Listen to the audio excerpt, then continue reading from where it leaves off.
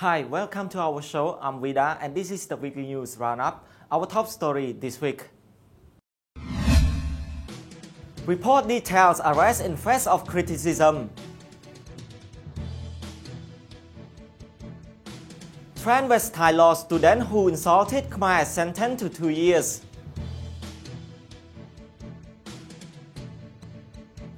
Education Ministry issued dengue fever warning.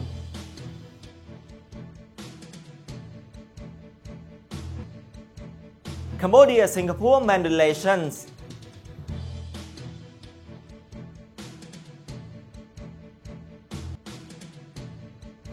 National Assembly approves draft oil management law.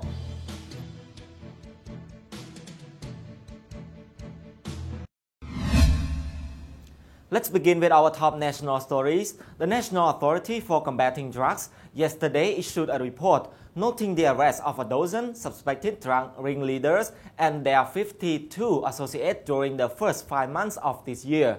According to the NACD report, police have also seen about 290 kilograms of illicit drugs in 20 large-scale anti-drug operations from them. Additionally, the report said police have handled a total of 3,355 cases so far and arrested 7,097 people. Other highlights include the confiscations of hundreds of kilograms of drugs and tens of thousands of marijuana plants. It said that police have raided 3,741 nightclubs and KTVs, or 52% all entertainment venues across the kingdom. The report said 3 nightclubs and 1 KTV in Phnom Penh and 1 nightclub in Siem Reap province were raided recently, leading to the arrest of dozens. It said police are now looking to arrest 6 more people suspected of being connected to drug distribution networks in the nightclub and KTVs. A 23-year-old transgender male was sentenced to 2 years in prison for insulting Cambodians in a Facebook video post in February.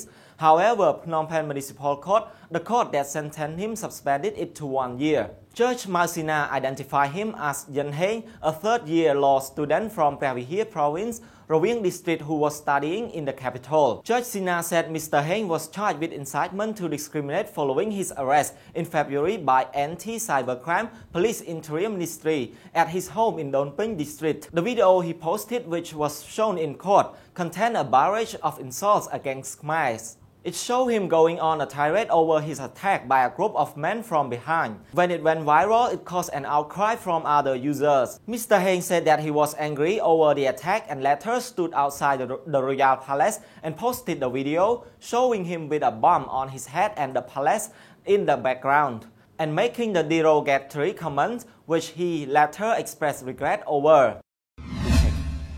The Education Ministry is warning parents and teachers of an increased risk of children contracting dengue fevers as the disease has wreaked havoc in the kingdom. According to the National Center for Parasitology, Entomology and Malaria Control, more than 20 people have died so far this year from dengue fever. It noted that the disease has affected more than 12,000 people. Earlier this month, 70% out of more than 100 children under observation at the U Dom Min Chai Provincial Referral Hospital were confirmed to be suffering from dengue fever. Lieng Rati, Dengue Control Program Manager with the NCM on Tuesday, said the Health Ministry was preparing for a spike in cases. He said the ministry has prepared more than 200 tons of abed. He said, quote, "If there's a shortage, they will add more." He noted that ministry officials have also prepared about 70,000 intravenous drips, over 6,000 litres of mosquito sprays and thousands of leaflets on how to prevent an outbreak. Cambodian and Singaporean officials on Wednesday held a long closed-door meeting in order to strengthen ties and enhance relations. The meeting came about a month after a spat between both countries as a result of comments made by Premier Lee Hsien Loong at a security summit in Singapore last month that offended government officials. A Singaporean delegation led by Peter Tan, Deputy Secretary General for Asians and ASEAN Affairs at the Singaporean Foreign Affairs Ministry, met with Tuan Panya, an Under-Secretary of State with the Foreign Affairs Ministry.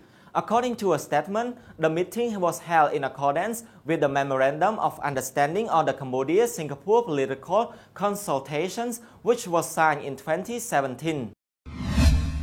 And on to our top business story, the National Assembly has approved the latest draft on the law of an oil and oil production management, a piece of legislation that has been 2 decades in the making. Minister of Mines and Energy Soisaim said the law also serves to enhance investors' confidence in the local oil industry and will have to develop in a sustainable way. Mr. Soisaim said it seeks to manage and develop the country's oil resources efficiently, transparently, and with accountability. He said it will attract new investors, increase confidence in the industry, and boost the development of the oil sector, noting that Cambodia expects to draw its first drop of oil in the upcoming months. This is all for this week. Join us again for another episode of the Weekly News Roundup. I'm Vida. Have a good weekend.